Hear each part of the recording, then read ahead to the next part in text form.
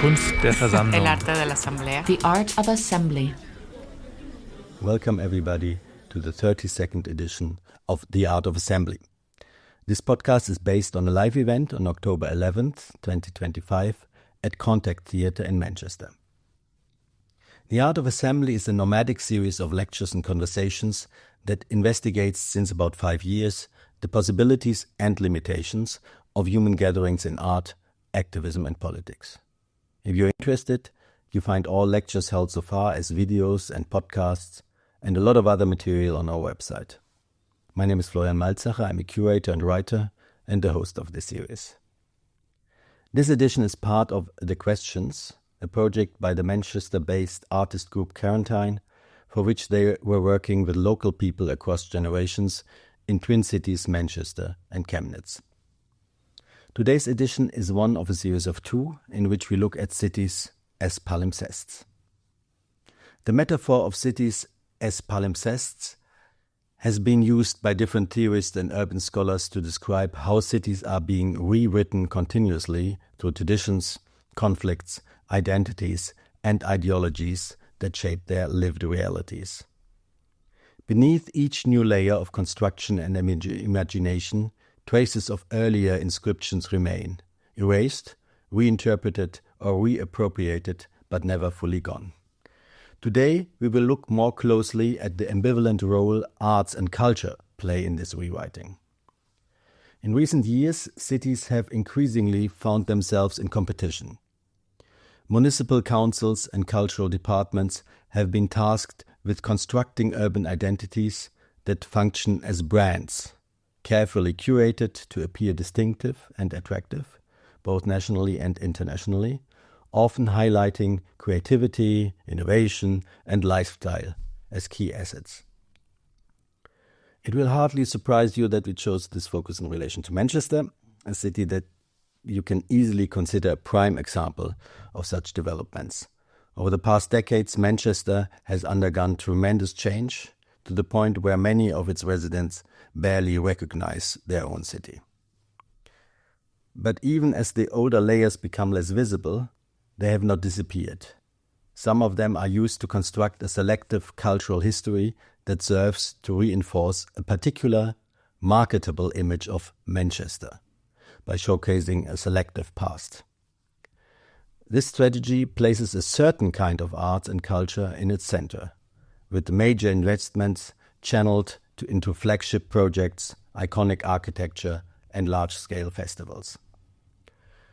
Today, we will be less busy with critiquing such approaches, but rather looking at other examples. How can art and culture being used differently to recall other histories, other trajectories, roads interrupted or not taken? We will turn our attention to practices that question, that resist, or that fall outside such hegemonic narratives. What space remains for independent ideas or contemporary culture practices that are not easily absorbed into the logic of branding and redevelopment?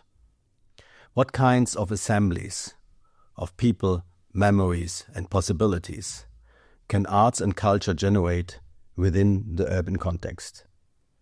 And what traces do they, in turn, write over? We have 3 speakers tonight. Each one will give an input of about 15-20 minutes, and after that we will have time to talk.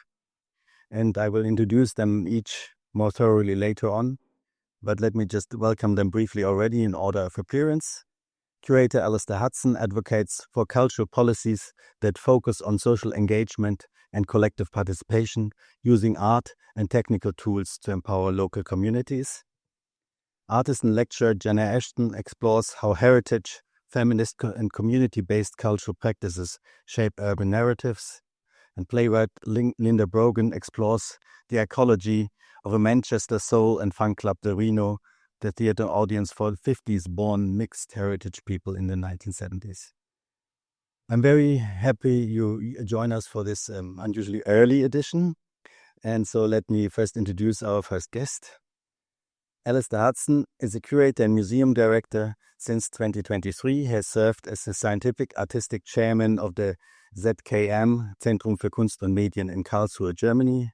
He combines contemporary curatorial expertise with a profound understanding of the relationship between art, technology, and society. From 2014 to 2018, he was director of the Middlesbrough Institute of Modern Art, where he radically reinvented the museum by working with the city's residents to give a strong social purpose. From 2018 to 22, he served as director of two museums in Manchester, the Manchester Art Gallery and Whitworth, and at the University of Manchester, he held the position of Professor of Useful Art, which is actually one of the best job titles I know. Together with artist Tanya Bugera, who is already part of the series of Art of Assembly as well, you lead the Association de Art Utile. I'm very happy you're here, and the floor is yours. Thank you, Florian, for asking me along. I'm going to talk, a little bit outside of the idea of local community, because I'm always been interested in thinking about how we repurpose or rethink our museum, cultural institutional spaces as basically agents of change, or as places which can create change rather than just being places of spectacle or consumption. And for a starter, I just wanted to show you a little bit what ZKM looks like. So this is the main foyer of ZKM. It's basically a weapons factory. So this is ZKM in the city of Karlsruhe, which was actually a regeneration project, just like you were describing, created in the late 80s and the 90s in the city of Karlsruhe, which is only 300,000 people. But this region in Germany wanted to be the Silicon Valley of Germany with tech companies all around it. And so they basically created an institution that would really drive that ambition forward. So it's a ridiculously huge institution for a city of 300,000 people, but in a way is designed to have this international role. So basically it's a series of these 10 Lichthalle, these large spaces that was designed to build weapons for the First World War and then the Second World War, but was then converted in the 90s into what they described then as the electronic Bauhaus.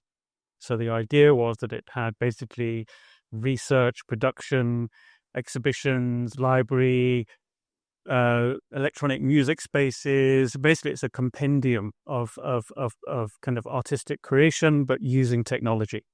And that's the idea. It's a future-facing institution. So I took over 2.5 years ago after Peter Weibel was director for 24 years, with the kind of the invitation to say, how could we kind of make this institution more connected? So going beyond it being the mecca of media arts and technology, how could it start to think in new ways to adapt to the way the world is going? So I'm going to skip a little. There we go. I'm gonna kind of go backwards a little bit and start the story of how I'm, kind of thinking about how we do that with Manchester, which is where I come from and where I worked for a number of years, and knowing that Manchester was in a way the birthplace of industrial society and also the birthplace of capitalism and the system we have now. Because in a way, what I'm interested in doing now is kind of utilizing a big institution to challenge the systems that we're operating in. And one of the problems is we haven't really changed the system from this point. The machine we're operating in, the world we see around us, all its problems, all its complexities, are based in the economic system of capitalism that we have failed to release ourselves from. And another point of interest for me, or at least a kind of key reference point in me, was always John Ruskin, a kind of problematic, curious character, but in 1857 gave this incredible 6-hour lecture in what is now a Manchester Art Gallery to say to all the capitalists of Manchester, you've done it all wrong. You are all idiots. You are not thinking about how to run a society well, is essentially what he says in this lecture over 6 hours. But in a way, you could argue, picking up from Florian's introduction, that it's still happening today. Manchester is still a problematic city in the same ways that John Ruskin highlighted in 1857. And the world continued without listening to voices like his. in the lecture, one of the key illustrations he uses, and I visited there actually, this is a photograph I took when I visited this summer, which is in the town hall of Siena in Italy. And it's a painting by Lorenzetti, painted in the 13th century. And Ruskin references this because it's, in a way, it's the first painting that's not a religious painting in the Renaissance. It's called The Allegory of Good and Bad Governance.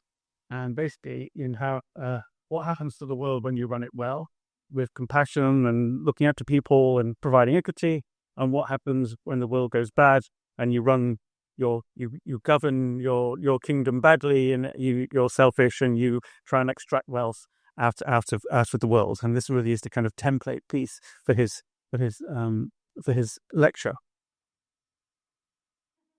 Fire forward to this point, which I think is another really significant moment, and actually is an image from an exhibition I made in Middlesbrough when I lived there. This is Margaret Thatcher doing what's called the Walk in the Wilderness, and it's a photo shoot. This is a constructed photo shoot of her walking across the rubble of the demolished steelworks in Middlesbrough. And what this image says, and deliberately said, was this age of labour rights, of working classes, of everything that has struggled to fight the capitalist neoliberalist forces is now over. It is gone. And between Thatcher and Reagan, that was the moment when really this push towards capitalism being the only option really accelerates, and has ended up with this, of where we are now, with those kind of completely polarized, completely dominating forces of kind of hyper-capitalism run by people like Elon Musk, dictating the way the world is run and shaping the world as we know it. But the problem also really is that we cannot see another way out of this now. Even the mechanisms we use to communicate, i.e. X, formerly known as Twitter, is controlled by these people, by Facebook, by Google, by Microsoft. The technologies by which we even allowed to commune are controlled and pulling us apart.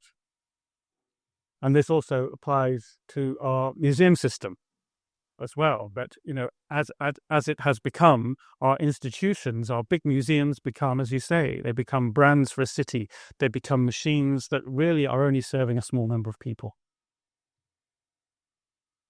So my interest is in, can we model different ways of thinking, different ways of proposing economies for the world? And when I say economy, I mean operating systems for the world that could really make a transformation, that provide us with the imagination that we might do it differently so that the world is more in balance.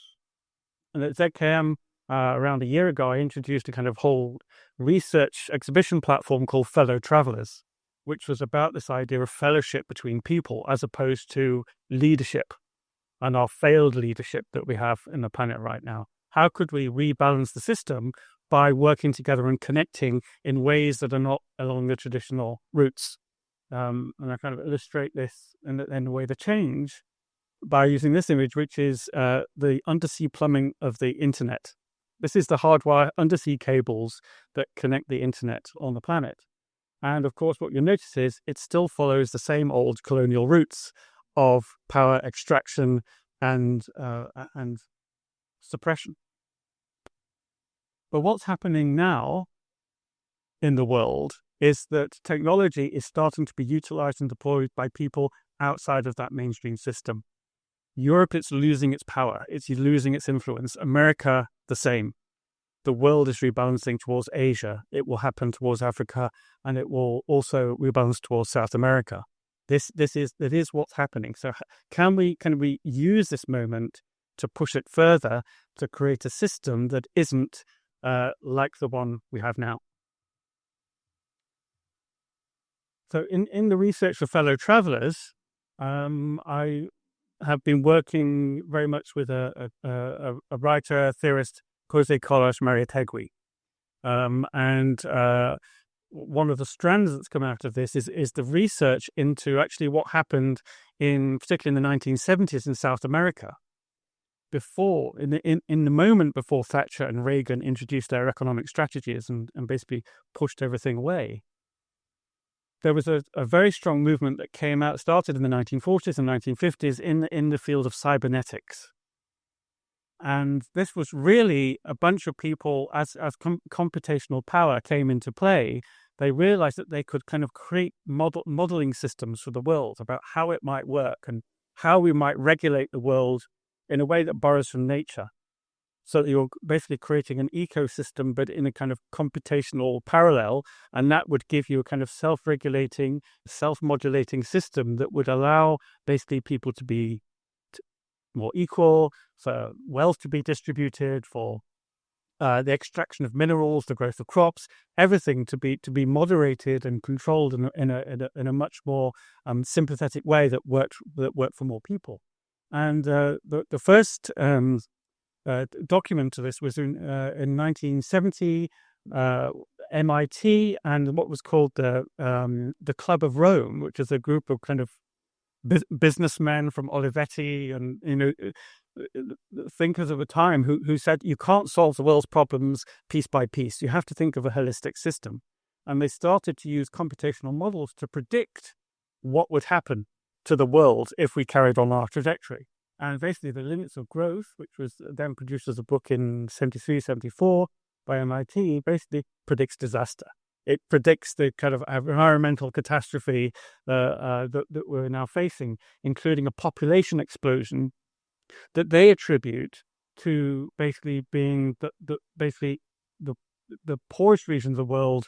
Their populations will grow because they're in poverty. Their populations grow, and that will also create this kind of world catastrophe. It wasn't strictly correct, but it was pretty close to pointing to where we are now.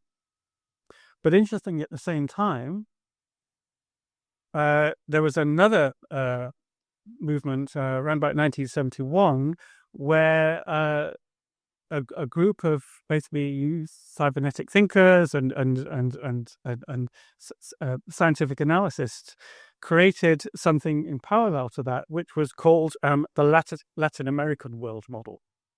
And in the Latin American world model, what they said is, yes, we will head towards catastrophe if you follow the MIT report and their computations. But with our system, what would happen if we said we prioritize basically the people who are not in Europe and America? What happens if we rebalance the system and put our information in, which was actually about creating a basic level of income for everybody and creating a kind of cybernetic socialism was the basic principle.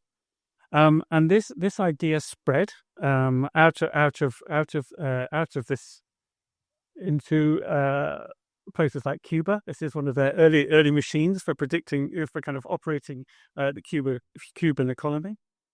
But underpinning all this was this idea of creating these feedback loop systems that would basically allow real-time regulation of your economy, of the way people live, of agriculture, of factories, that would keep everything in a regulated state.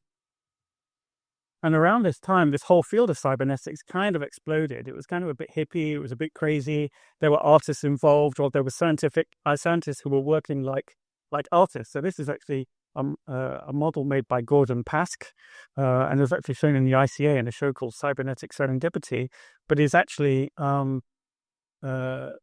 machine that shows how the relationship between people develops, and it uses signs and sensors and feedback loops. And this is actually in the ZKM collection, which is where I kind of started to investigate and find out about this material. But also, a key work in our collection is this piece called Multi-Node Metagame, which tells the story of another project in Chile in the 1970s. It's probably the most well-known cybernetic model, which was called CyberSyn. And CyberSyn was made as a kind of weird Star Trek idea of how you might run a country. And it was introduced by the communist president Allende. There he is. And he basically wanted to apply these ideas to really empower the revolution in Chile and to basically give access for the whole country, for the workers, everybody at every level, to have a live feedback system where they could input into how the country would be operated. And so if you imagine if I go back to the control room, there we go. The control room is in Santiago, where all the information comes to the central point and the decisions are made effectively collectively. It's been misread, this project, a little bit as a kind of big brother model, but it was actually the opposite. The idea is you gave the workers access to the means of production, so that you would have basically an idealized, or in a way, utopia that would be envisioned. And Allende, interestingly, brought in a cybernetics expert from the UK. This is Stafford Beer, a curious character who was basically friends of Princess Anne. He was a member of the Athenaeum Club in London. He liked whiskey, smoking cigars. He was a top-level businessman. He set up Sigma Consulting. But he was invited by Allende's government to advise them on how to make this system. And in this process, Stafford Beer became a kind of crazy, bearded, almost like a Ruskin figure, or like a prophet, and they set about building the system that would really change the course of the country. But the CIA and America did not want computer-powered communism or socialism to be thriving in South America. And they did their best and succeeded to instigate a coup or influence a coup in which Allende was killed and the government was overthrown and replaced by Pinochet, who, as we know in history, was supported by Thatcher. And this put an end to cybersyn. I mean, it never really happened, but it then became a model which other countries could then pick up on. And including members of the team from cybersyn, who then escaped, for example, then to Peru, who then set up under the socialist government the Central for People's Participation. And this was exactly the same idea, where basically you would create a cybernetic system and systems for understanding how the models would work, how the country would work. They produced over 147 publications. This is planning and participation. This is basically all the data from the sugar making cooperatives in the country. And this basically systematic analysis of the infrastructure of economy and society and a culture combined into one system would basically create this idealized society. And this is even a report on the influence of indigenous languages and cultures on how you construct the economy of the country and the way it works. Again, this is a pattern that follows and ensues throughout this history of the 1970s, is that again the CIA influenced a coup in which the socialist government was then overthrown, and bit by bit throughout South America, these attempts to create an alternative, basically a balanced system that works with people, that creates a cohesiveness, that creates a fellowship, was systematically stamped out. And in fact, then a lot of these kind of cybernetics experts, these people working in the field of technology, find their ways into the world of big tech. Jumping a little bit forward now, this is an artwork or a research project by Kate Crawford and Brogan, which is now looking at these histories. So if we have, it's a second again, no, then backwards. This is called Calculating Empires, and you can look at this on the website where you can zoom in and zoom out. But basically, it's called A Genealogy of Technology and Power since 1500. And it is this story of how basically the power and resources of the planet were coerced and narrowed down and funneled down into what we now know as the world of AI. And Kate's critique of AI is that AI is not an abstract thing out there. It is a material control mechanism run by the corporations of our planet.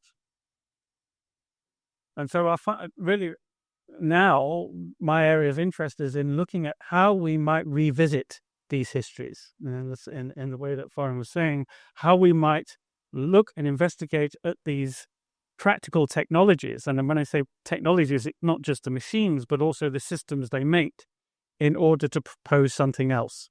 And to say, could we, maybe as cultural institutions, offer something up of a way for people to organize, or a way people to network together that is against and resists the kind of the mega powers that we now have influencing the way everything works in the world.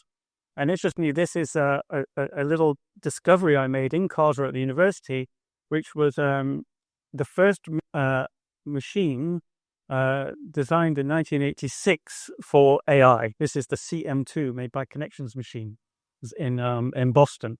And interestingly, it's a computer that was comes from a concept by Richard Feynman, but was designed by this German artist D'Amico Thiel.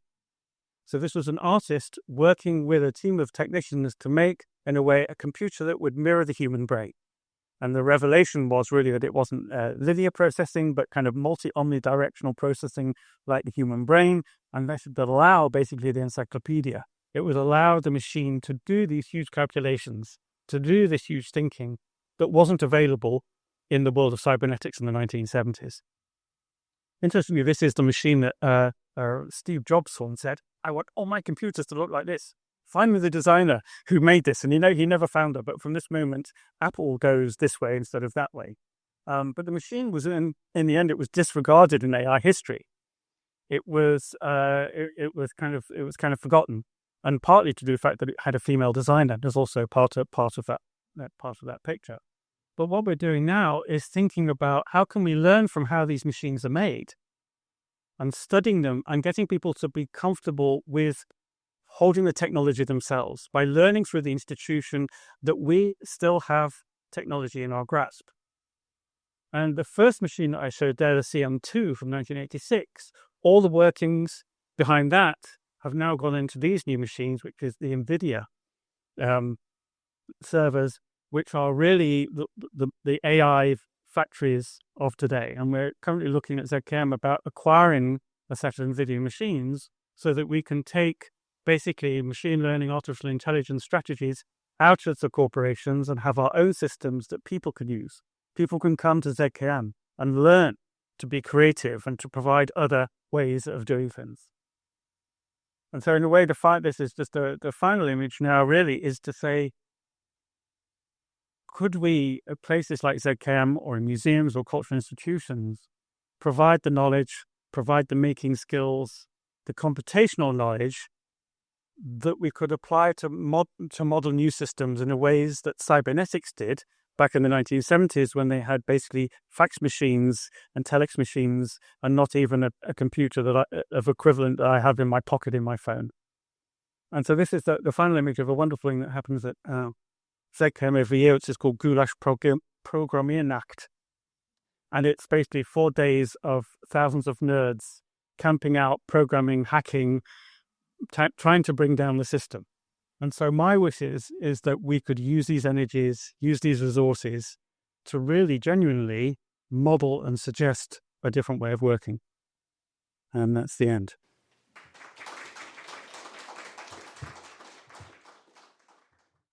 Thanks so much.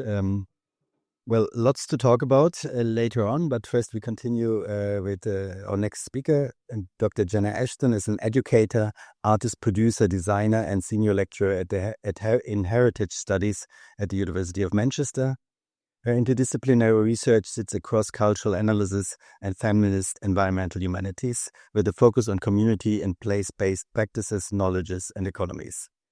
In addition to your creative research outputs, you are the editor of book collections on feminism in museums and heritage and gender, and you're currently writing a monograph on Manchester urban communities and climate justice. Welcome. Thank you. So, yes, the prompt for this gathering, it was so rich and complex, and sort of knowing where to start with it really was sort of quite a tall task.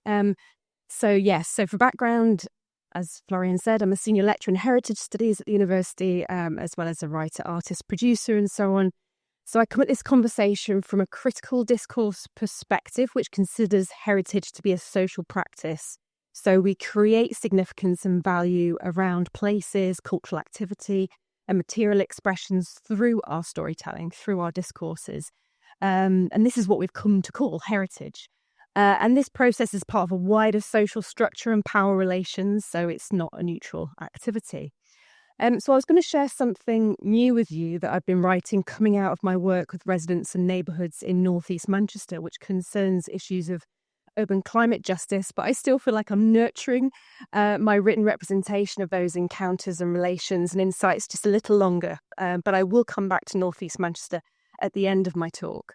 So instead, I've decided as a starting point to return to an earlier piece of writing that was part of this brilliant collection. And for anyone interested in ways of writing and storytelling, the layers of Manchester, or of any place really, this would be a fabulous book to start with.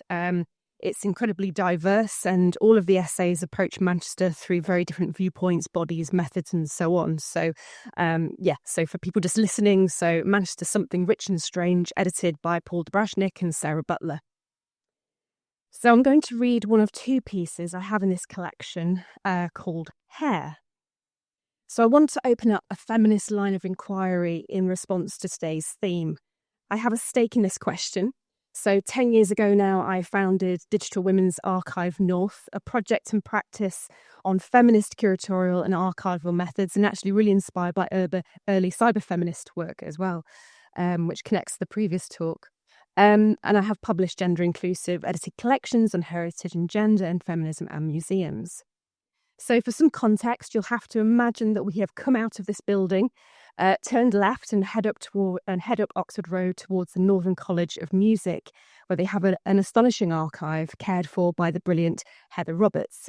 So let's begin. Can things be or tell stories? Asks cultural theorist Mike Ball. I ponder this question as I open up the long envelope passed to me by the archivist at the Royal Northern College of Music on Oxford Road. I'm in search of an evocative object, a souvenir of longing. I know it resides here. Whose story do I wish to tell? Can the dead speak through their things? Are we simply clumsy translators looking for meaning to validate our own interests? I suspect it's the latter, but never mind. I find it, I feel it, a brown packet, mother's hair and mine, in italicised blue ink. The contents are soft and well blanketed. I pull out 2 more packets of crumpled but untorn tissue paper. The first smaller package reads, My Alice's Hair, 5 years old. The faded lead scroll still visible. The second package has no inscription, but I know this to be Alice's mother's hair and mine. A golden curl, an auburn plait, daughter and mother at once present, but yet so obviously absent. The golden curl is duller in tone and coarser, but I'm surprised at the continued vibrancy of the auburn plait. The cuticles still glint and throb with a depth of pigmentation, as if it were cut only yesterday. It is weighty and warm. The problem with this kind of object is that it falls between the cracks. It is a singular entity. It has no movement, no agency, and no role in the grander historical narratives. Thus it remains hidden, unimportant. Skin, hair, dust are the detritus of human existence in the domestic sphere. This detritus does not feature in our ideas of the city. The archive of the Royal Northern College of Music holds a rich collection of records, compositions and personal papers, spanning the college's 50-year history and dating back to the days of the Northern School of Music and the Royal Manchester College of Music, which came before. Some women, many men. A packet of hair is tucked away amongst the artefacts of Alice Pitfield, born 1903, died 2000, which exists to accompany her husband's archive, Bolton-born composer, poet, artist, strict vegetarian and pacifist, Thomas Pitfield, born 1903, died 1999. In the archive, Thomas rubs shoulders with the great and good of the music world, but his own creativity is often negated. His influences of craft, folk customs, nature, speech and dialect have fallen foul of the curse of regionalism. Alice's own story is one of Lancashire mill owners, a Russian childhood, and escape from revolution to England. She offers us her own teenage stories in typed script. Quote, with the help of a diary I kept as a girl in Russia, I have put together some recollections of those days. Her remembrances are domestic, meal times, local woods, nearby peasants, schools, pets, an underlying fear due to the threat of disease, lack of food, and a growing sense of revolution. These limited written reflections emerge in retrospect, Alice as adult. The archive holds no further writings from Alice or her family. The locks of hair, we have not deciphered their significance. Let me offer an interpretation. In 1908, Moscow suffers a hard winter. In that same year, still living close to Moscow, Alice's mother cuts a curl from her young daughter's blonde hair. Perhaps she cuts her own plait in that moment. Strands from mother and daughter intertwined and kept together in case either should be parted from the other. They are wrapped in soft tissue paper, and Alice's mother scrawls on one of the packets in soft lead pencil, "My Alice's hair, 5 years old."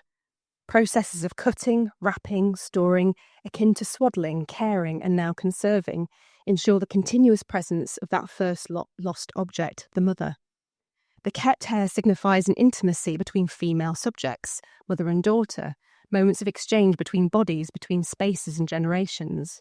The act of seeking out the packet, of touching, caressing, placing, and photographing continues that process of material dialogues between women, Alice, her mother, and me. New stories may emerge. We are thinking through our mothers. On an evening in 2016, as part of Women's International Day celebrations in the foyer of Manchester Art Gallery, I invited women to tell me their hair stories. I collected 46 beautiful Polaroid images and a total of 73 narratives. The women left written tokens reflecting on sexuality, identity, the body, representation, self-worth. They talked often of their mothers.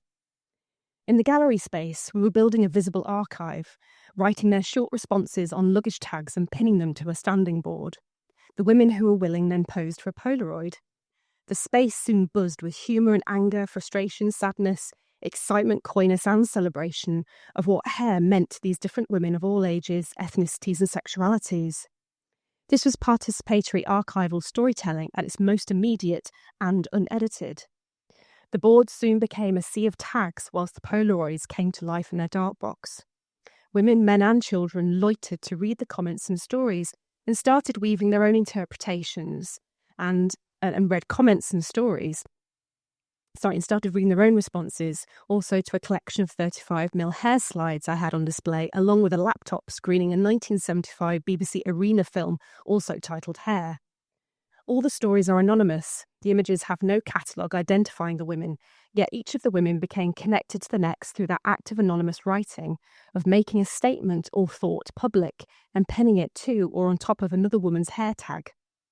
Hair stories enabled Mancunian women in that short moment to participate in a collaborative process of writing about their bodies, in archiving something as seemingly insignificant as a story about hair. Hair, made up of 51% carbon, 21% oxygen, 17% nitrogen, 6% hydrogen, and 5% sulfur, is a repository of stories that are continuing to unfold. That cultural heritage of women and girls that they carry with them in their everyday spaces, experiences, discussions, gossips, relationships and thoughts. Alice's curl and her mother's plait, alongside the hair stories of other women, offer us a different type of Manchester. Manchester as woman, mother, sister.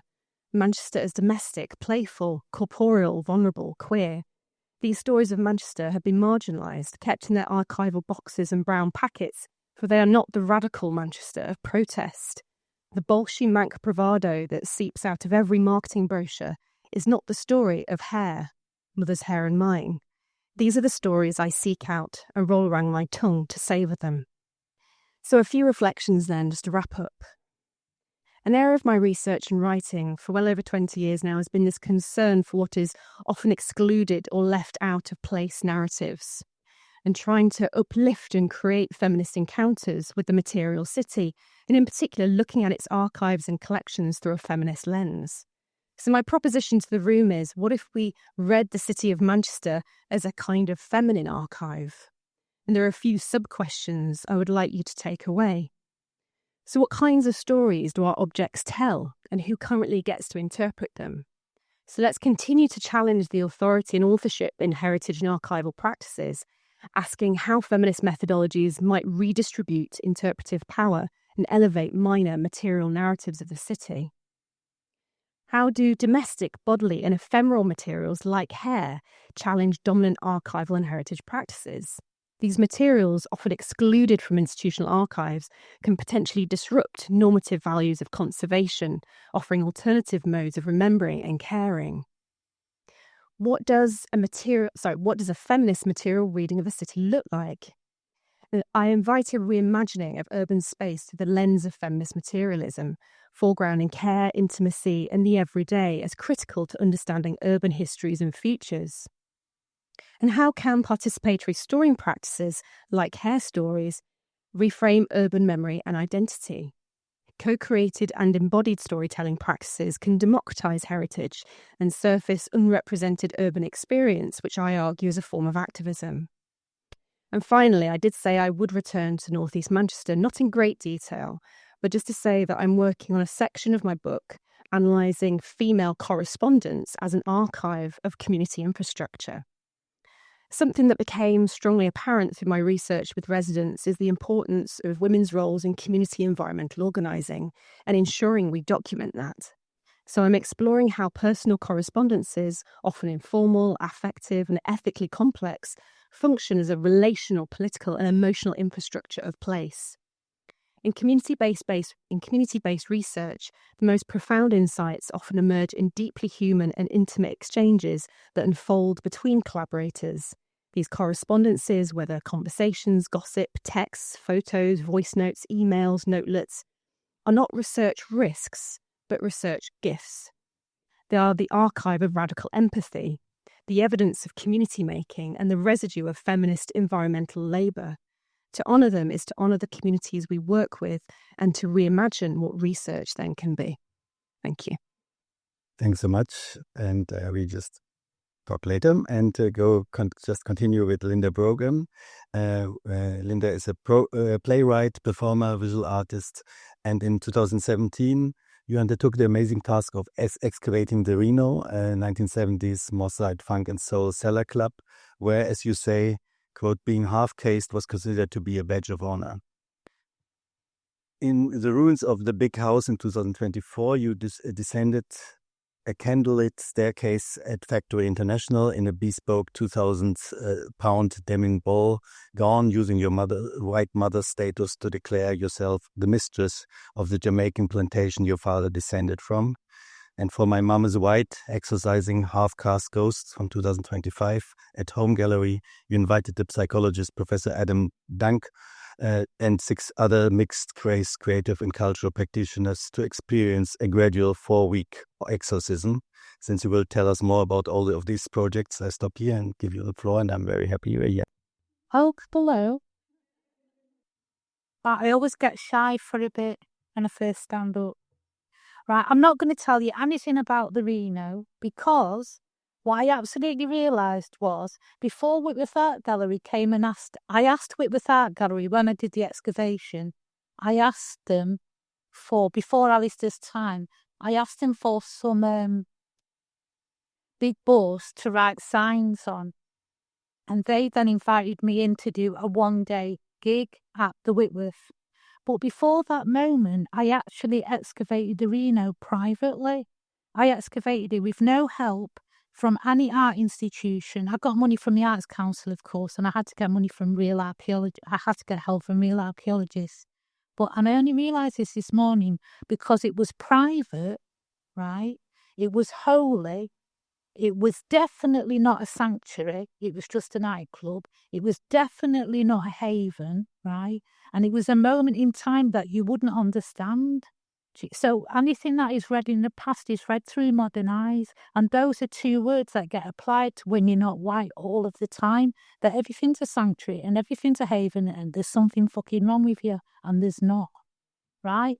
And us who should enjoy it, got to enjoy it in our own terms. We was on the excavation with nobody witnessing us, and Sarah, the chief archaeologist who was at Salford University, just went with the flow. So everyone was smoking weed while digging, right? And she was minding her own business, and people that didn't want to dig arrived with bottles of water and food and stew, and the kids in silver cross prams, and it was entirely ours. And you had to be there, which you had to be there at the club to understand it, and you had to be there at the excavation to understand it. And being part of the excavation was also like being at the club, but we were all old age pensioners then. And then we had this like great gig at the end where we had a marquee, and it was like going to the Reno again for one more night, but the Reno was actually excavated and lit like a Roman ruins. So,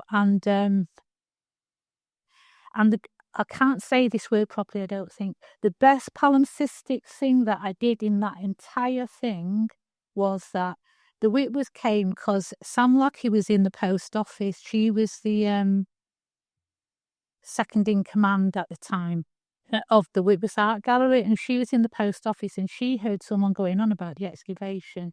So her art gallery, her arts council pleasing head would have got into place and thought, oh my God, there's loads of black people, we can pretend that we like them and bring them in. So she got in touch with me and asked me to do something then. We did it for one night, and what I said I wanted was that I wanted to project our memoirs, the excavation memoirs which we had done. I wanted to project them onto the artwork.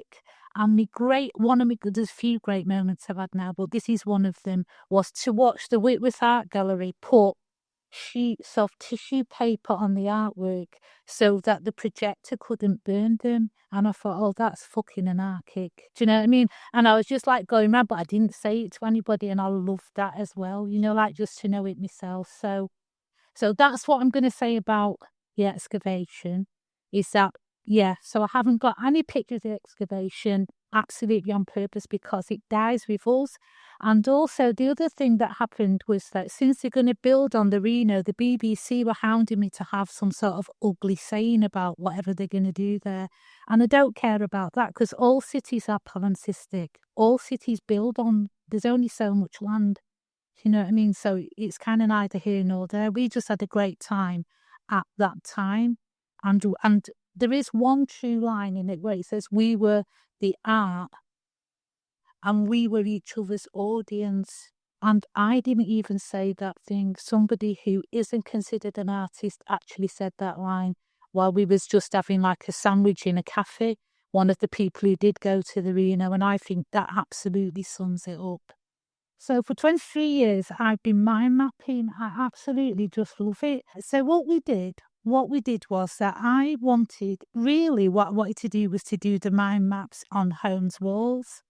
But I couldn't, when I went in and I went, I just want to do these mind maps on homes' walls. I always have to have a reason. And because I'm not white, the reason always has to entail something to do with that I'm not white. So I said that I wanted to talk about being mixed race.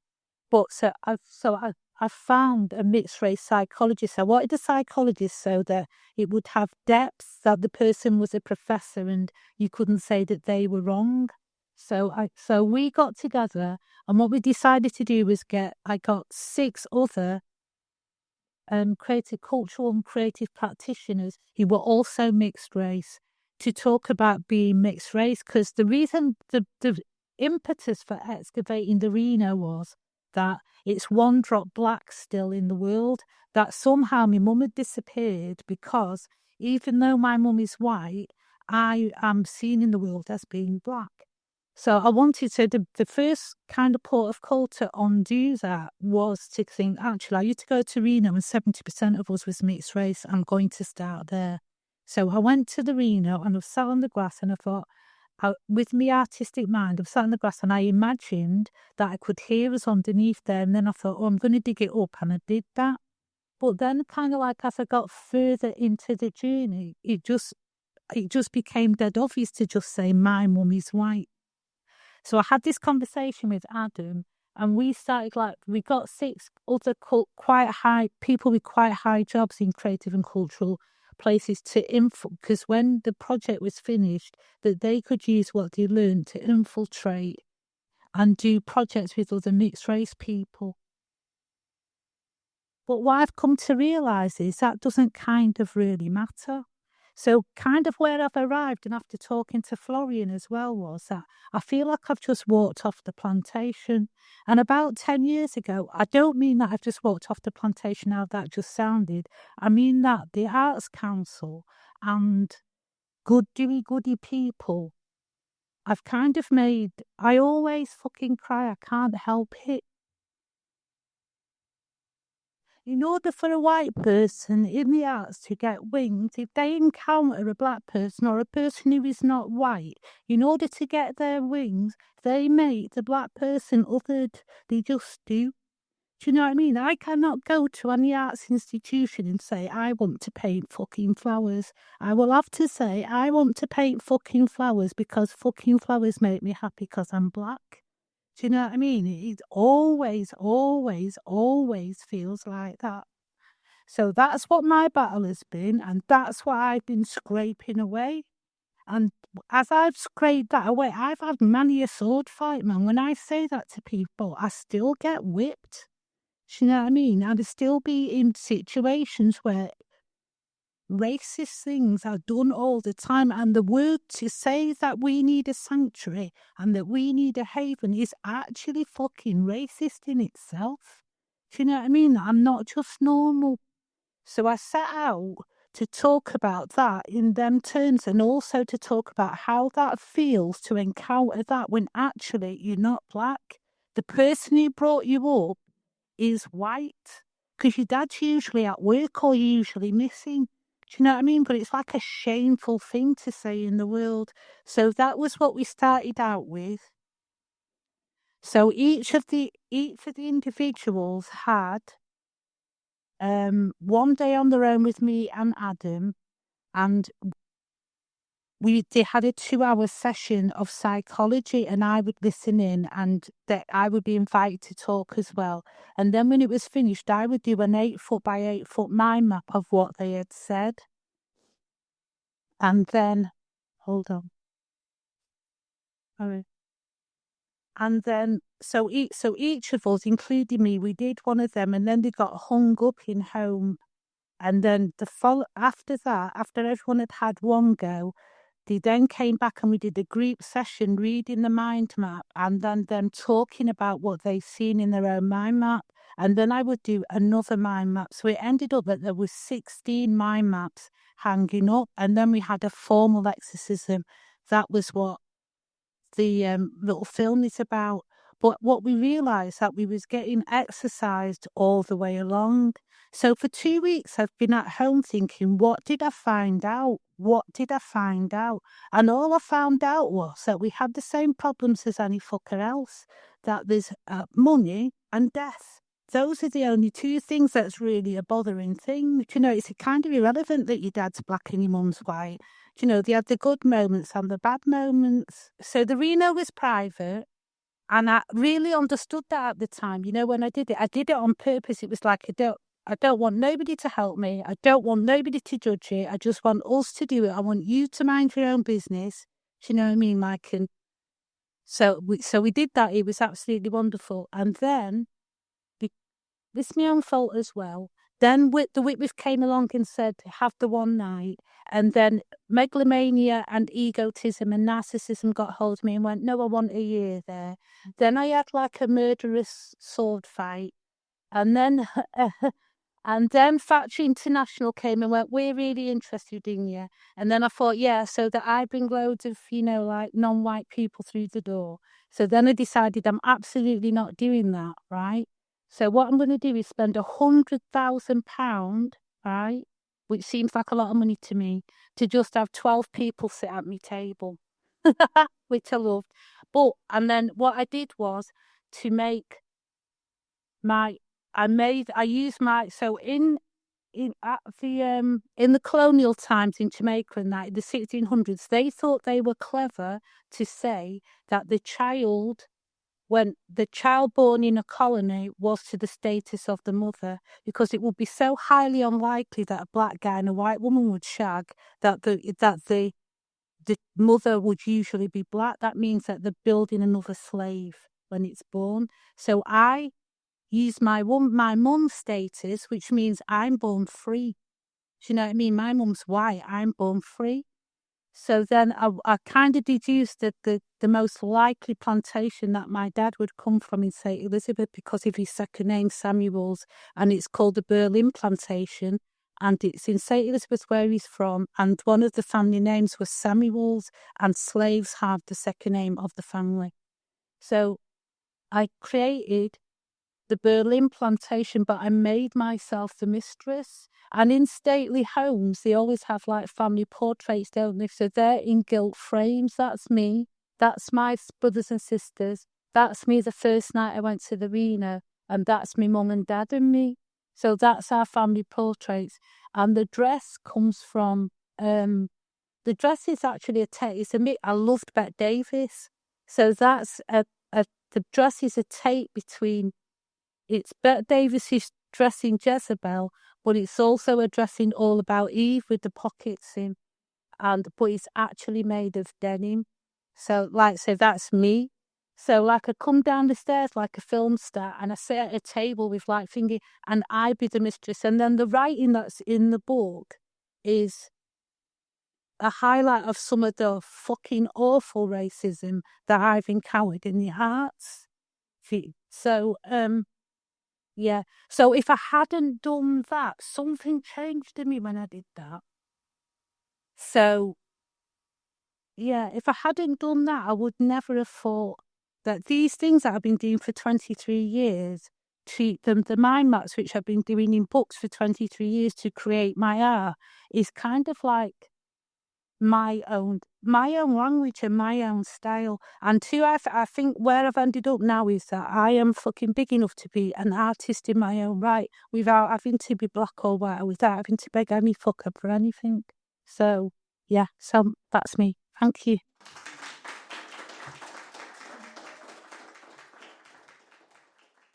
Thanks so much for all your talks, and thanks for sharing this. And I quite like, we have quite a broad spectrum and very diverse angles. And at the same time, I think, with what we are talking about, that quite makes sense. Or there's certain glimpses. And one thing is, I think, what I was struggling with when I thought about it while listening to you is that this rewriting of history or these heritages, which are very personal. So in your case, with your own life story, with your mother, your father, and so on, with you, with the material you find in the archive, the stories in the hair, and so on. So very personal stories. And then there's this relationship to the institutions that you talked about, with the art institutions, the archives that take it, so maybe I thought we start with this ambivalent relationship in a way. So there's a certain violence in there. There's certain rigidity with these institutions. On the other hand, there's the moment of exploitation that you talked about, but there's also an interest to make these stories last, to be part of rewriting the stories, if we assume that this interest is also there. So maybe to start with the example of the Reno, because it brings you two together, because you were the director of the Whitworth. So can you say something about the struggles, of one hand, of putting it in there? You already mentioned it. And on the other hand, you before in the talk said it was also a struggle for the institution. It was also a challenge in the institution, which I think is important in this. So maybe you could just talk from these two sides of what happens in this encounter when another institution, because the Reno was in a way also an institution of a different kind, is entering this institution. Right. Is my mic on? Yeah. Right. I'm not just saying it because I never had a struggle with Alistair. We were friends, right? It was the second in command and the institution itself. And Alistair hasn't got the kind of mind that is institutionalized in that way. And I remember a great conversation that I cannot imagine having this conversation with anybody else, where in an hour, I told him something really bad that had happened, that he listened to me, and I said, I need 25 grand, and he gave it to me. So, that's real. But I mean, it was to do with the project, obviously, but it was also to do with, but it was also to do with how it had come about.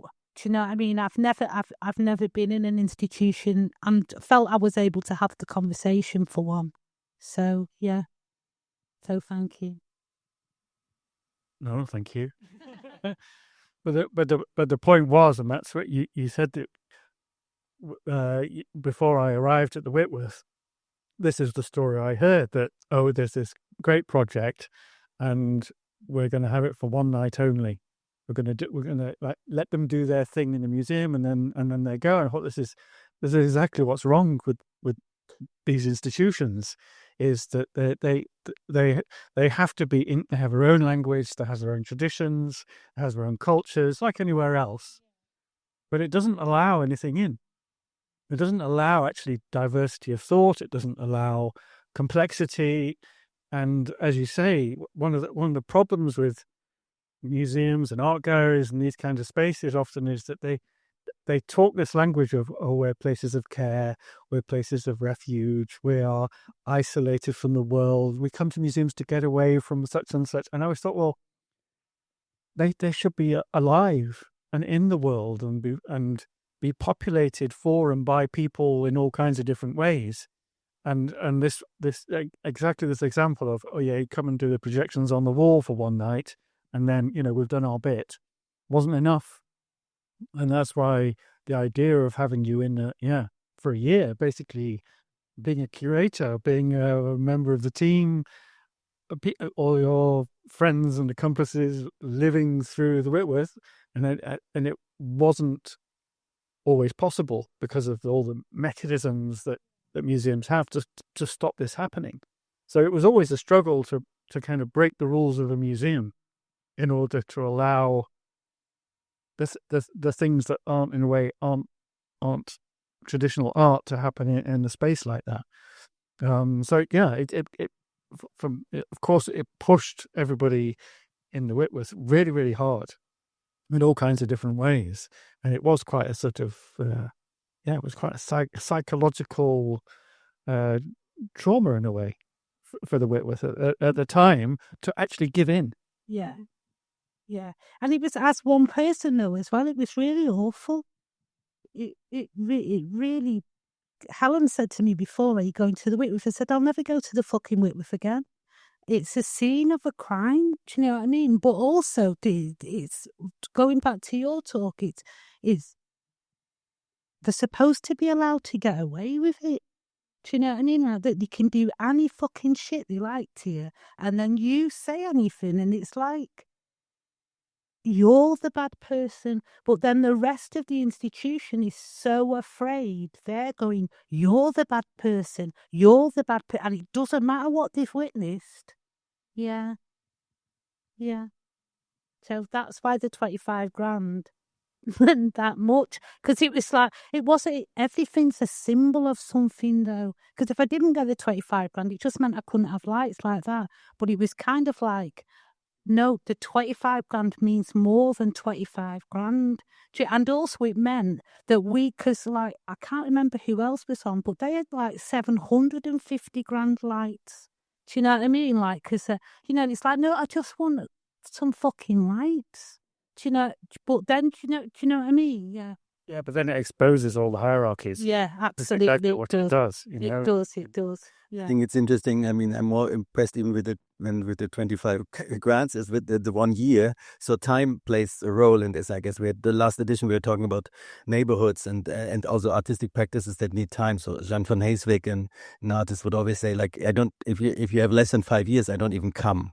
Or Ahmed Oeid, I was also mentioning last time with the Science University, like we did a project with him, and it was also like, yeah, but can you guarantee me you do it for 5 years? And I said, no, I don't even know it was for a festival. I probably won't be here anymore. So I had to find ways to ensure it. So I think the moment of time is important to change something. And maybe you could say something like in terms of structures.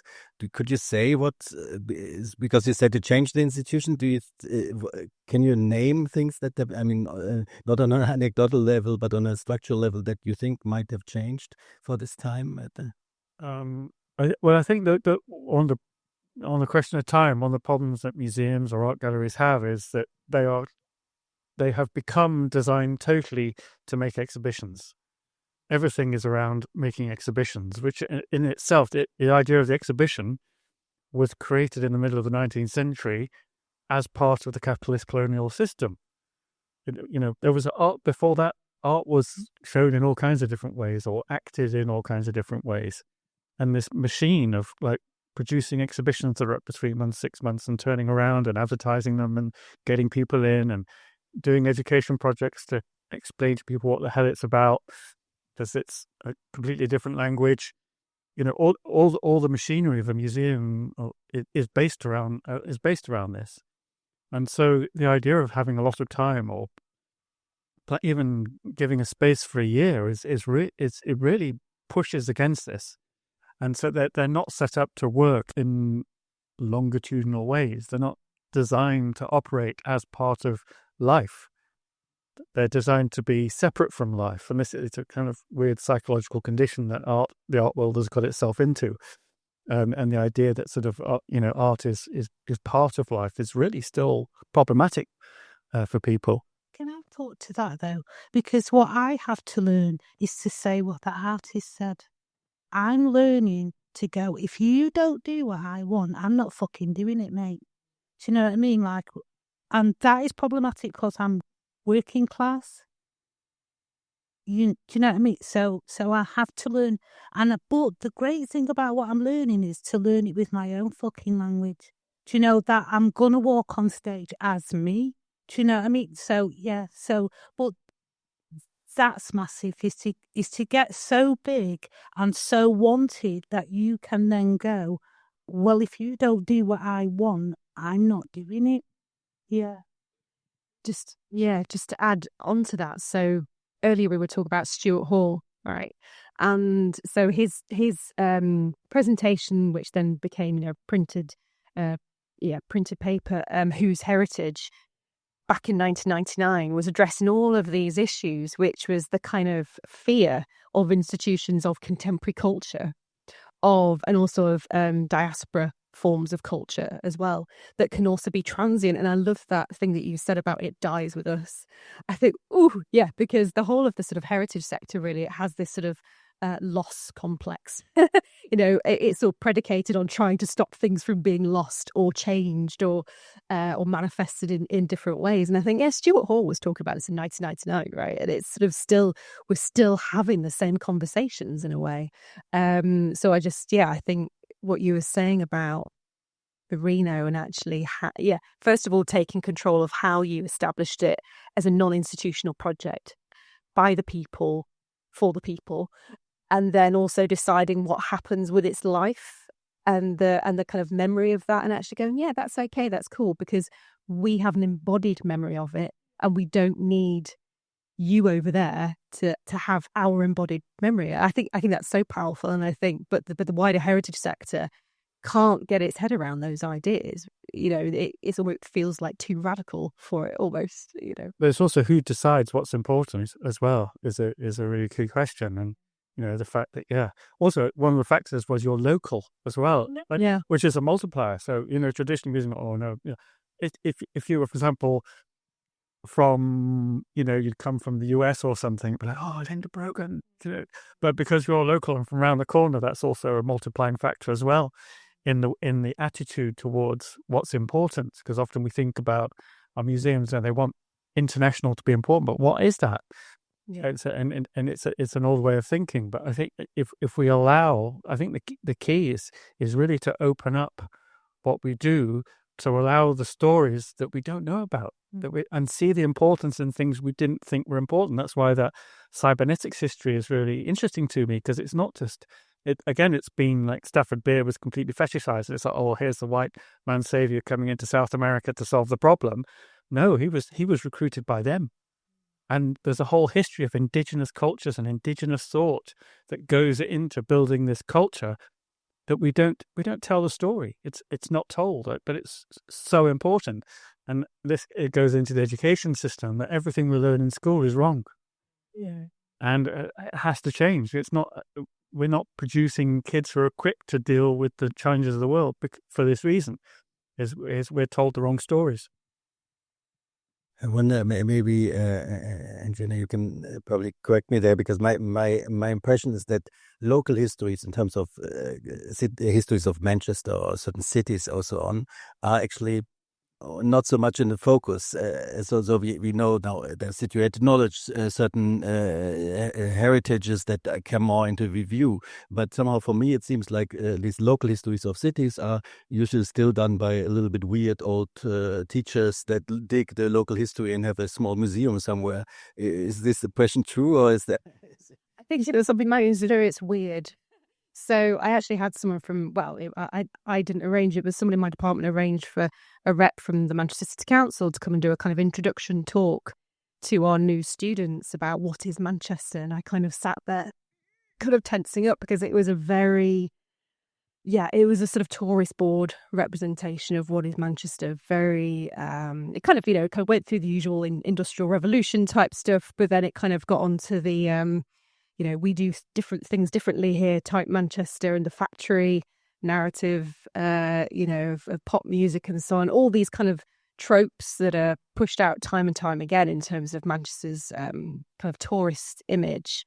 And the kind of the reference to sort of, migrant cultures, inverted commas, is sort of thrown in there, but it's a little mention as opposed to it being, the main things with the football teams and the so and I think this is the challenge in a way, is that you have these kind of official histories that are presented at that kind of political level because it appeals to a certain capitalist framework and capitalist income, but then you've got this richness of all these other kinds of local histories like the Reno and all these kinds of things that are in collections and archives, but in oral histories and embodied memories of people across Manchester that are not in the official collections, or there might be the odd artifact that is, but they're not really that interesting because they don't bring in the big money or the big project money, the big research money, and it's just finding ways of constantly sort of working with those kind of unauthorized heritages that are sort of, as I say, kind of fall between the cracks, and actually lifting them up and saying, this is the alternative, community economy, if you like, of Manchester that is really rich and thriving. But I think what Linda was saying, which is really interesting, is actually not to almost seek permission to do that, just to get on with it, actually, rather than going, we need the city council or the universities or the institutions to say, okay, you can go ahead and look at that. It's kind of actually just get on and do it. And yeah. But the thing is, some of these smaller stories, or supposedly smaller stories, are actually a much better way of telling the big story. Yeah. The problem is that we try and simplify. We don't embrace all the complexities. For example, thinking with I showed the picture of Margaret Thatcher. That's exactly the reason why what happened to him most like happened. Is this because of Thatcher and obviously it's better agendas, the way it affected city planning was totally the thing that created the riots, that created the conditions that people lived in, that people couldn't get from outside, couldn't get into clubs in Manchester in the city centre. And if you see those stories through, when you see the story of the Reno when it was presented, it brings in all these much bigger issues in a much more tangible way, and in a really kind of rich, full of life way that isn't this kind of sanitized version of what happened in the history of the city. Like I say, it then opens up lots of questions then about the current policies and planning and development and decisions that are being made that's still based on some of that model and not really pushing against it enough. Yeah, it opens up lots of awkward questions for institutions and policymakers and so on. So that's why those stories end up becoming the marginalized stories, because they open up difficult questions for the people still in charge. And like the 80s music scene in Manchester was really messy and complicated and fucked up. It was a disaster zone, and that's what made it interesting. And then it becomes this, George Osborne saying, "Hey, I call it the factory because I like factory records and I want to look a bit cool." And you'll talk to Peter Saville about what he really thinks about Manchester. He thinks it's a disaster zone. What it's become, and it's the richness of the original story is lost. And it's the same with in hair stories, or with the Reno, or even actually with cybernetics in South America. It's all the nuance and subtlety and complexity is washed away, and that's the thing that actually gives life. But then I guess also and you talked about it already, in the way there's a problem. So these stories are they can challenge the narration. They are often much more nuanced, and we can learn a lot of them, and so on. And they are suppressed because they are too challenging. On the other hand, you have these spaces, so there's then the hackers can be for 4 nights in ZKM as long as they don't really hack something, and you can go enter the museum as long as you don't really change it. I mean, I'm not saying I'm They did hack into a bank, though. but there's a certain way of using these things, and as long as there stays the gap between these narrations, these other heritages, and hegemonic heritage there. And I'm wondering a bit to talk a bit more. We were touching upon it already, between these two lines and the gap in between, and how to bridge that and how to challenge it. So is there a hope for the internet still? So can we revive it? Is there really a way of challenging the heritage story of Manchester, or are these the small pockets of freedom, of different expression that we are allowed, as long as they don't become really challenging? Yesterday, right, I was on a plane. So I was on a plane for 3 hours. I was on a plane for 3 hours. And I was writing and I was listening to podcasts. And just as the plane was going to descend, right, the couple next to me, in the amount of time it took for the plane to descend and land, the couple next to me told me about his dad used to work in a mine, and his dad was killed by a train down a mine, and it was 2 months before his wedding, and he was going to call it off, but the priest came to the mum's house and took care of her, so she wasn't so sad, and they still got married. Right, why I'm saying that is, them 2 people probably don't give 2 fucks about a museum, an art gallery, right? They probably, they go to the beach, they go to Nurka 3 times a year. And I thought the story was astounding. I've not spoke to him for 3 hours, right? How the fuck do you get run over by a train down a mine, right? Because the manhole was full and he couldn't get out of the way. But also that he had post-traumatic stress, doesn't he? He's 71, right? If you've just talked to someone who you don't know, and that's the first fucking thing you tell them, something's going on in it. Do you know what I mean? I just sort of... There's something wrong between what we put in a gallery, what we talk about in a university, what we talk about in theatre, and just that fucking ordinary people's story. There's something wrong. Do you know what I mean? That I couldn't ask enough questions. It's like, what was your wedding cake like? I just needed to know things before I got off the plane, because I know I'm never going to see them again. Yeah, does that make sense? Yeah, I think in museums world, we like to have like a meta narrative, a philosophical perspective on everything that you kind of, and this is why exhibitions are kind of problems as well, because they try to sum up the world in a thesis, or say something, about about racism, or say something, and you can't. You can't. It's not the right way to. It's impossible. And these were typically. If I spent 4 hours with this couple, more than likely they would accidentally say something racist. I don't mean that weird. Just that's who they are. But they've told me their deepest thought in however many minutes it takes to descend in a plane. Yeah. So there is no real racism. There's nothing really happening. Do you know what I mean? There's yeah. That's why at the end that's about correspondence and like that exchange between people. And actually, like say, it can be very ephemeral, very 5 minutes and it's gone. And yeah, maybe this is it. Maybe that's where the richness of what we try to call community or relationships, it exists in all those in between spaces, not in the institutions. It can never happen in the institutions. And so maybe we've kind of got to just go, okay, the institutions can do something in terms of a temporary thing or contribution to the conversation, but the richness of those alternative stories or things that have never really come to the surface properly, we have to kind of hold them in our bodies.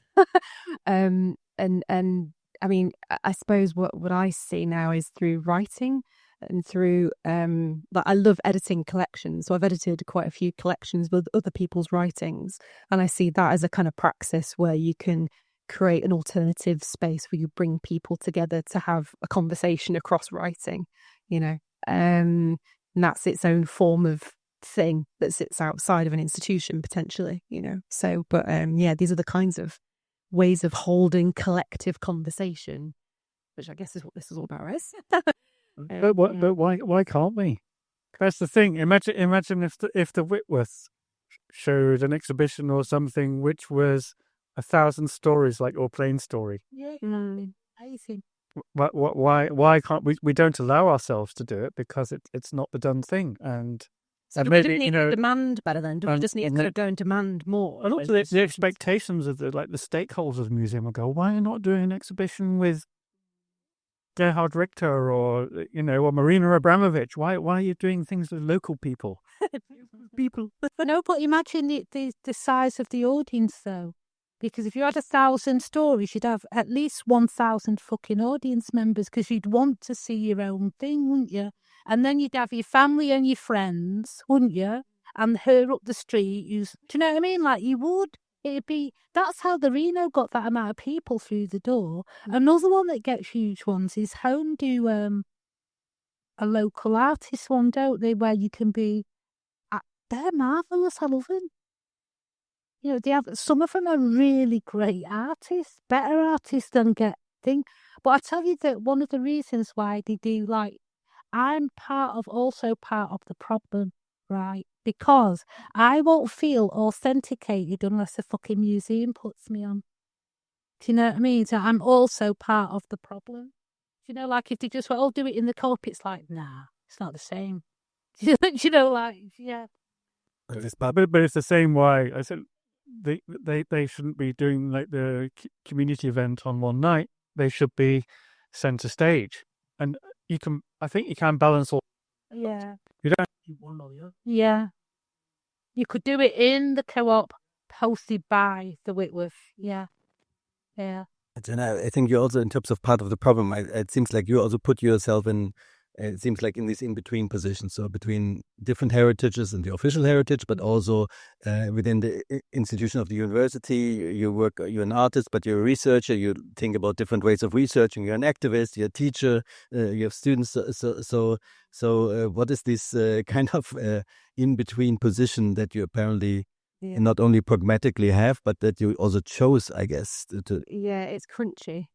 It's the best way of describing it, really. So I suppose ending up, I didn't ever think I would end up in a university as a lecturer. So that was never part of my kind of background and trajectory and what have you. And it was kind of basically I sort of stayed wanting to learn in the university because I wanted access to the library, and it's still, let's hope my boss doesn't hear this, but that's pretty much why I still decide to stay at the university in a job, because I want access to the library. And so, but I've always sort of seen it as a kind of, and I love teaching. I love working with students, and I love just being able to talk about different ways we come to knowledge and just to understand the world and to engage with each other. And so my original background, degree, sort of, as I say, kind of trajectory was very weird. I couldn't really decide what I wanted to do. And then the gig as lecturer in heritage studies kind of came up. And I sort of went for it, and okay, gosh, I actually got it. And I think, with any job, it's that negotiation of what does an institution need you to deliver on, and what do you still hold on to in terms of your own ethics and values and practice.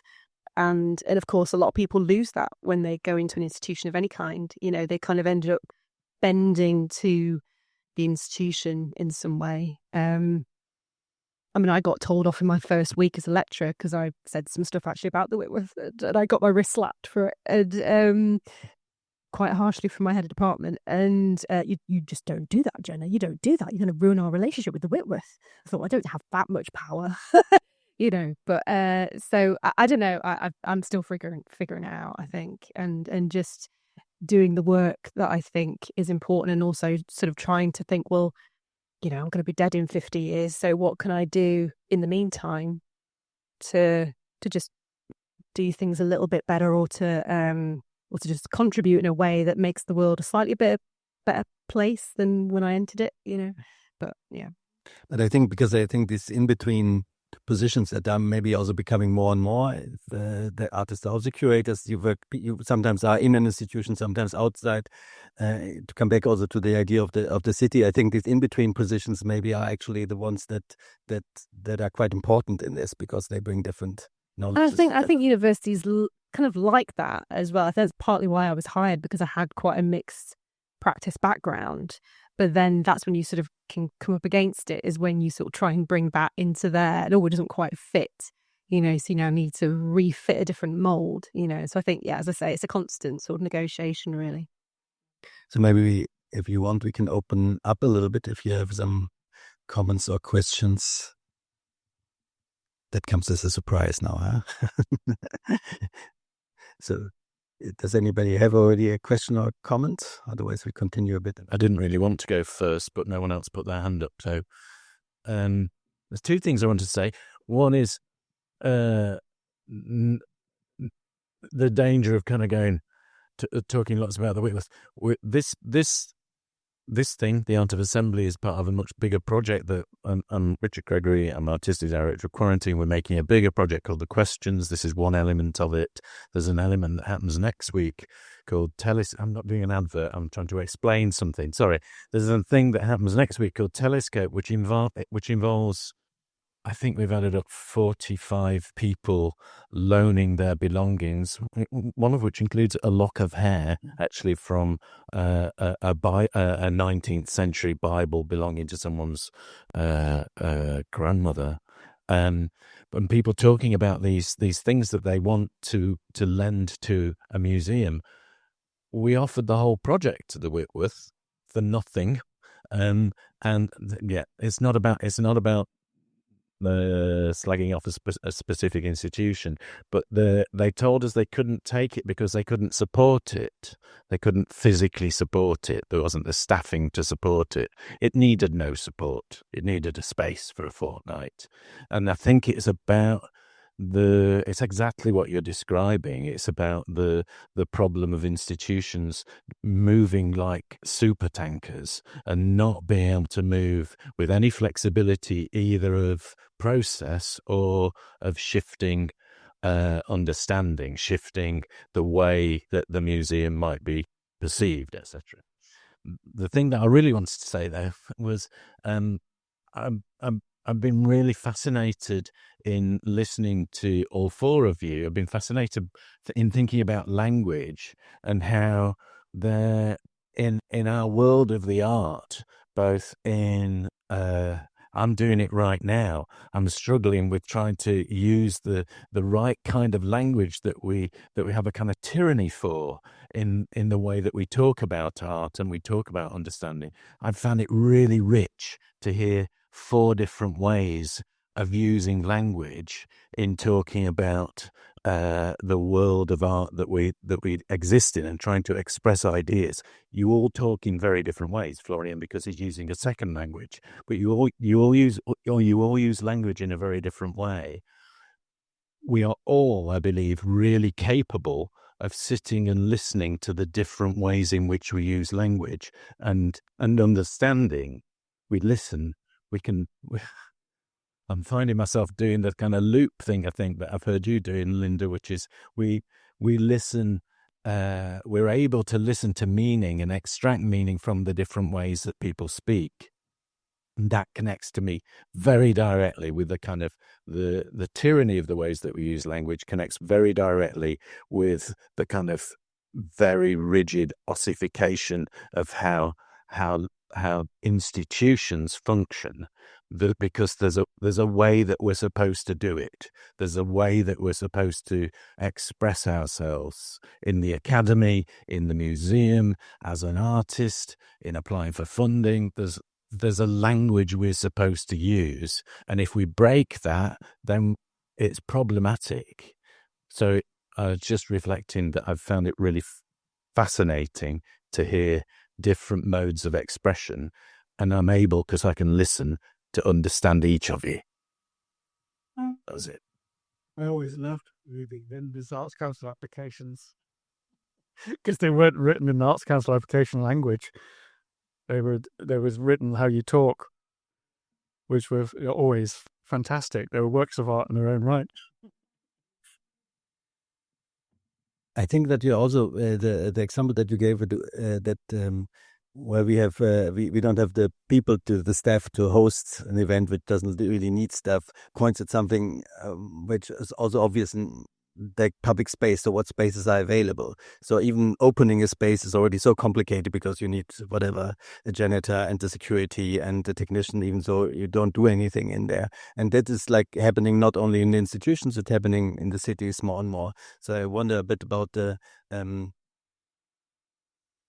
places and also how in your work you try to create or find places which are available for experimentation, where you can just do things with in a city like Manchester that has changed a lot. Where I guess, I mean, the heritage of Manchester is there were all these clubs and spaces and places for doing things. So how do you deal with finding spaces or enabling spaces today in Manchester or elsewhere? It's not only about the city.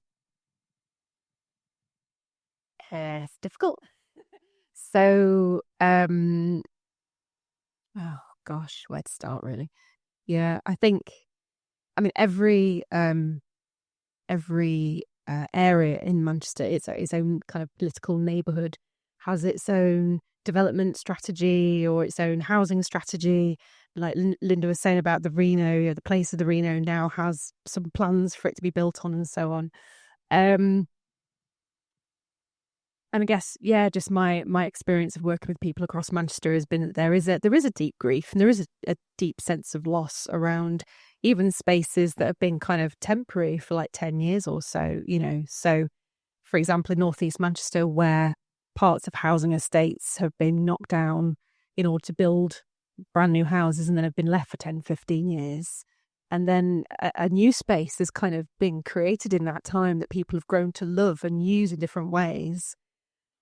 And then a local development plan's gone, oh no, that was always earmarked for development, and kind of take it away from communities again. So I suppose that's something that I've been watching over the past sort of 15 to 20 years, is how that affects people locally and how to, and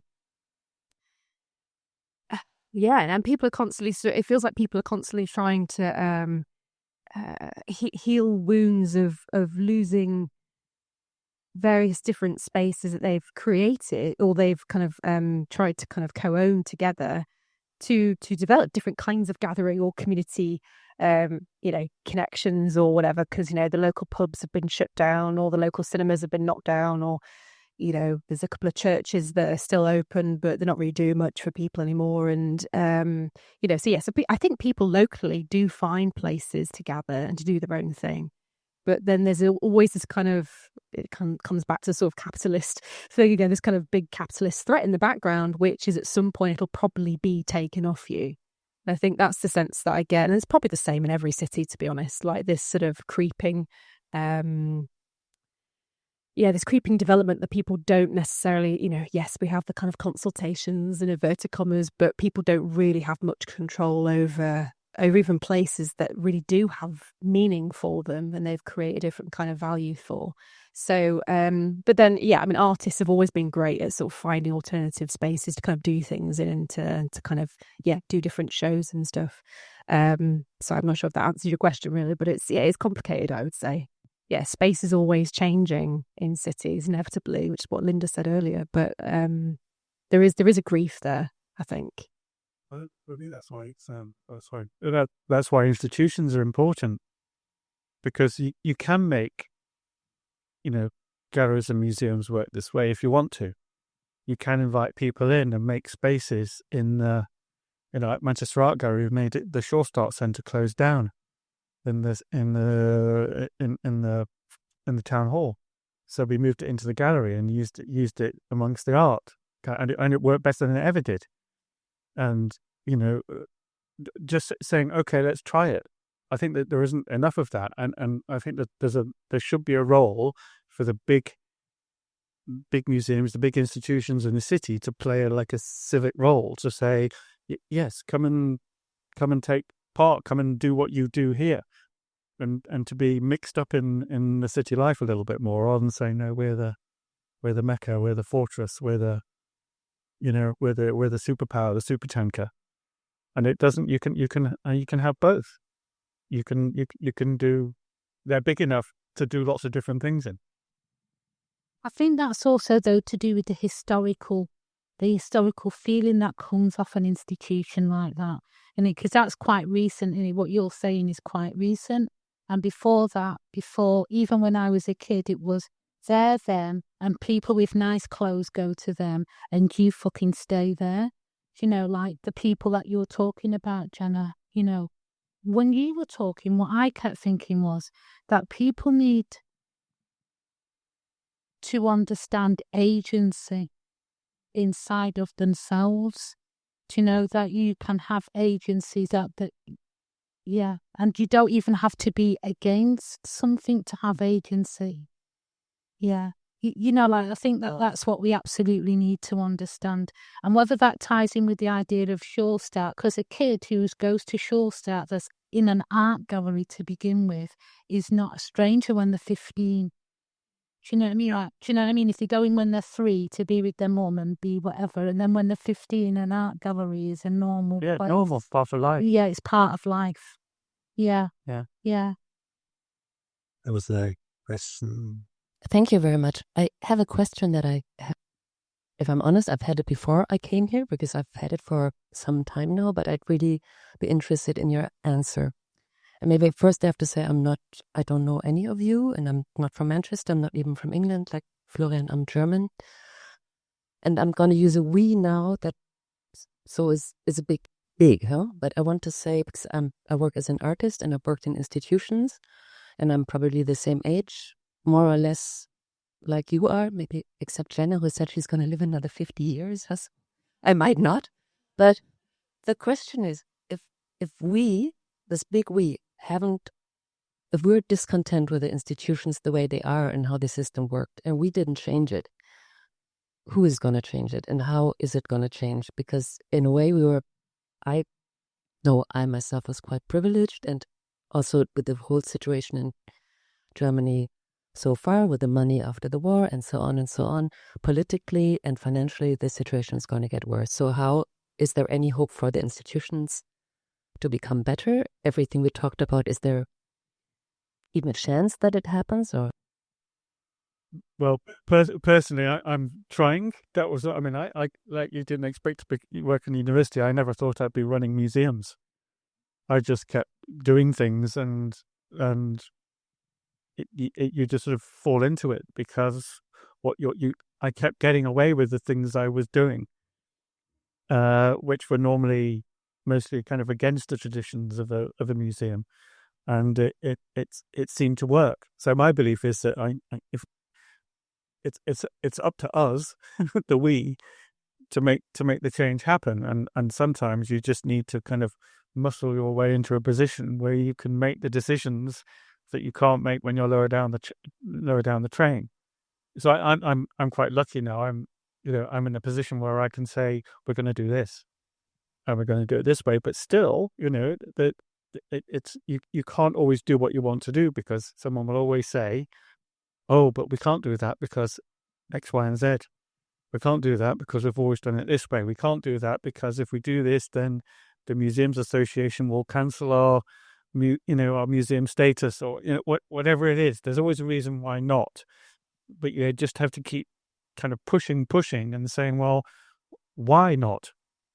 And it takes a few people to come together to do it, and you can't do it on your own. But it does happen, but it happens slowly. It's the 5-year question again. I personally, I've always said it takes 7 years to change anything completely, that it doesn't bounce back to what it was. And you see that happen. So yeah, it needs time, but it's possible. And also now with the situation in Germany, it's going to be the funding situation is so radical. There's no way business as usual can continue. there has to be radical solutions about how you run institutions, and it's the same happens here. I mean, I suppose from a university perspective, yeah, I mean, universities in the UK are in free fall at the moment in terms of, staff cuts. I mean, they're kind of euphemistically called redundancies, but they're sackings, basically, of staff nationally, and the closure of programs because they're not hitting certain quotas, and et cetera, et cetera. So I think, I mean, and this is where unions are really important, in that, the unions for the universities have been pushing for a long time in terms of the problems that need to be addressed. And so, yeah, I mean, for universities, universities are just such huge tankers. I think what I've seen is almost like trying to make change. It's the local to global thing again. It's almost like, trying to make change locally within your own department and area, seeing what you can shift and change there, and then how that affects things if you then join with other departments. Oh yeah, actually we're not too keen on this and this and this. And I suppose it's that sort of finding ways of coming together as staff to try new things or to push against policies that are being, top down and implemented. I think it's what you said before, Linda, about actually staff also realising they have agency. I think in universities there's often, and I hear this a lot from colleagues, like, oh, but so-and-so has said we've got to do this, so ... No, like, push back against that. There's no policy that says that. There's no, so I think it's that as well, that people kind of get into a bit of a lull of accepting that this is the way things have always been done, and you're not allowed to push back. And I think maybe that's the thing, is actually recognising your own agency in whatever context you're in, and kind of looking at where your allies are, where your union is, and then, just kind of trying to push forward together a little bit. Why are you asking the question? Because I guess I think I wasn't thinking so much about individual people. Yes, we can cross boundaries or make them bigger, but as a generation, or I think it's something, I'm also part of Telescope, we've been thinking about the last days, have somehow we as a generation, what I can't think of a good word now, but versagt, what is that in English? We didn't, we had a chance to do something, we failed. It's not, I mean, I'm asking it because in Germany it's not so different in English, I suppose, but then the right getting stronger and stronger, things that museums probably won't be nicer places in the future. It's just so. I mean, of course, it's.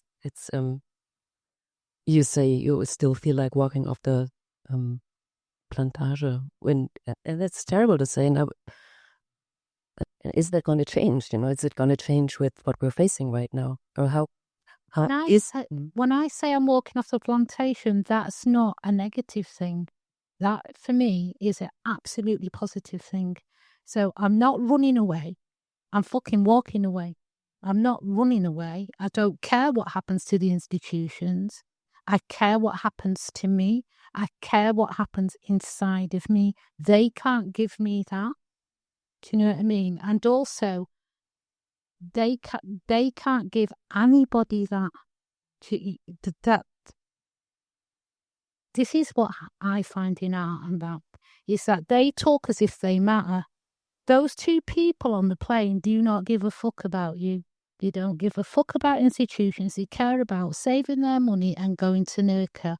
He said he's 74, she's 71. They look great for their age. He was an engineer of mines that killed his dad. So there's this entire world, this entire real world of 95% of the world who just live in their life. That to be able to have 3 holidays a year and own a house in Italy, you've got a great pension. So they've had a great life. He wasn't an ugly person. His wife was not an ugly person. Do you know what I mean? And they sense something from me that they could quickly tell me this story as we could be descending to our death. Actually, that might even be psychologically why he was telling me. He might actually have been afraid of the descent of the plane. Do you know? So he's got to tell someone something quickly. Do you know? And his wife's not and they've also been married for 50 years, and his wife doesn't hate him. You know, like you can feel tension in the relationship, that why are you telling that fucking story again? Do you know what I mean, or whatever. She's just minding her own business, eating her M&Ms. So to me, because there's that life, that question is redundant. Do you know what I mean? Like that question, someone who works in a university or in a museum or whatever is only paying the mortgage, mate. Do you know what I mean? That man had a good heart. And that conversation was worth having. Yeah. Yeah, and just and to bounce off that, I suppose, in terms of what is a university to the wider Greater Manchester, you know? It's just and also when, you know, we hardly get any students from the wider Greater Manchester coming to the University of Manchester, you know. So and you build really ugly buildings all over the place. No, really, truly fucking ugly buildings. A toilet roll up there. a tin can. Yeah, do you know what I mean? Like, so you defacing Manchester. But we have a social responsibility policy, and we, you know, we claim we have impact and all the rest of it. So, and this is the tension then with a lot of good staff that work within the university, kind of seeing what a bit like with the kind of the Manchester City Council tourist narrative, in terms of each university has its own narrative about what it is doing for communities and out in the wider world, and then you've got researchers and academics within it, you know, who have then actually got very deep, meaningful relationships with certain groups in certain areas of Manchester and been doing work for a long time. And that is actually where the value is of the institution, in that I can get, paid a salary to be able to then go and support a group to do some research that they wouldn't be able to afford on their own. And I can come and help with that, you know. So it's yes, the value of the institution. Oh God, yeah, it's a mess, really, isn't it? In terms of no, but it's because of the language as well. Like Richard was saying before, your average paper written in a university, no fucker can understand it. no, it's Not even the rest of the university. No, not even someone else. It's like, what the fuck did that sentence? And it's not, and it's behind a paywall. People literally can't get it. Most stuff, yeah. Yeah. But the old idea of the institutions was that they provided an education. So the university was to learn stuff that would allow you to live a better life and go on 3 holidays a year and buy a house in Italy, or with the Whitworth, that it educated the working classes in good design so that they didn't build ugly buildings. Well, something's happened, Alistair. Summer has gone really There you go. wrong. And what's gone wrong is the institutions have institutionalized themselves, or they've become corporate machines, or they're just they're operating happening to the art world. yeah. Which is also happening to like Factory International, and they think they have got more fucking values than the artist. That's another thing. Yeah. It's all wrapped up in the sort of in the branding and the marketing of what we're doing. Yeah, exactly. What we want and what we're doing, not what is good. Yeah. And also, and actually, this, I mean, you know, the University of Manchester is relaunching yet another strategy, 2035 strategy. It's relaunching next week. And I don't think it's part of any of that process. Nobody from senior leadership has actually gone to the boroughs of Greater Manchester and said, actually, what does the university mean to you and your schools and your colleges and your local neighbourhoods in terms of education? You know, how can the university actually be a Greater Manchester education institution? What does that even mean? How do we support young people in secondary school to even just get through the GCSEs, let alone even thinking about, you know, university? So it's it's all about the kind of the branding and marketing being at odds with actually what needs to happen, or potentially what is happening as well. You know, you've got really good pockets of stuff that is just happening anyway, despite institutions. That's how I feel. Is that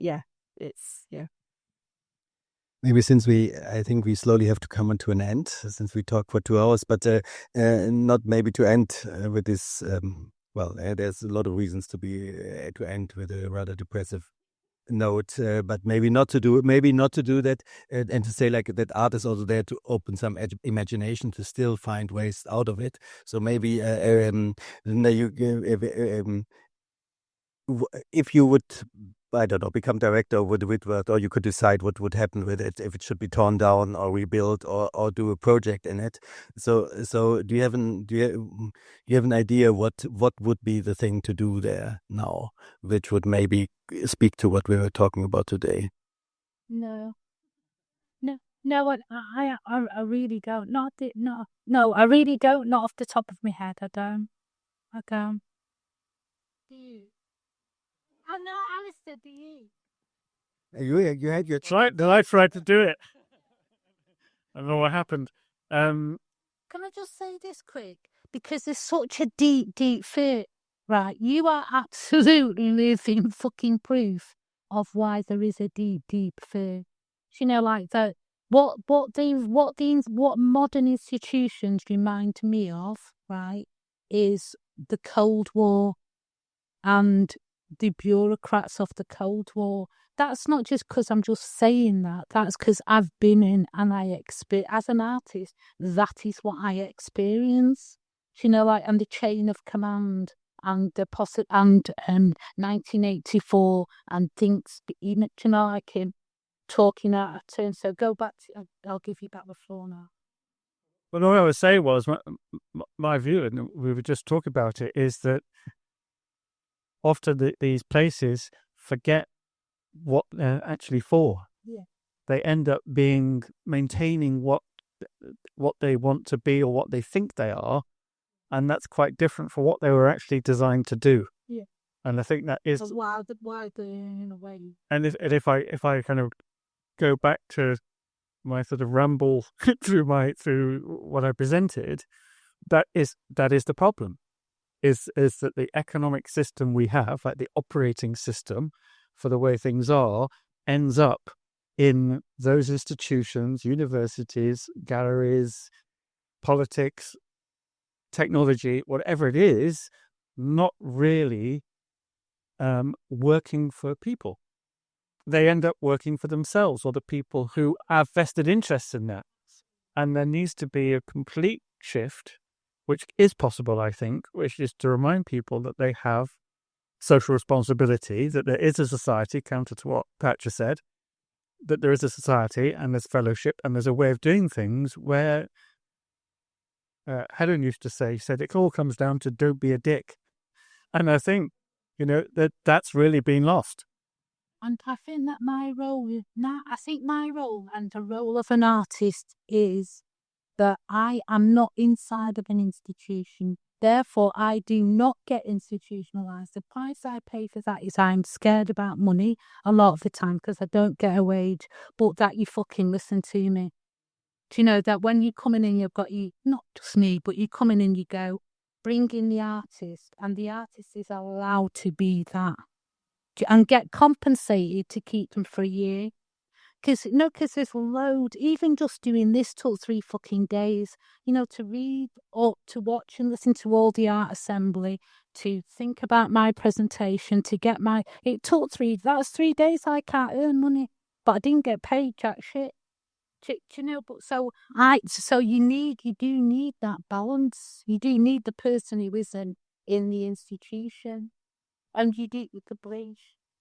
The person who beef. Yeah, it's actually nice to think of it that actually you three represent also different ways of engaging with institutions. So I take this as a last word, and also Alistair's reminder that maybe something in the heritage also of the institution is there to be remembered. I guess a lot in the heritage of the institution is to be critically investigated into look at different heritages, but at the same time that there's maybe something and that could be digged out again, excavated in a way.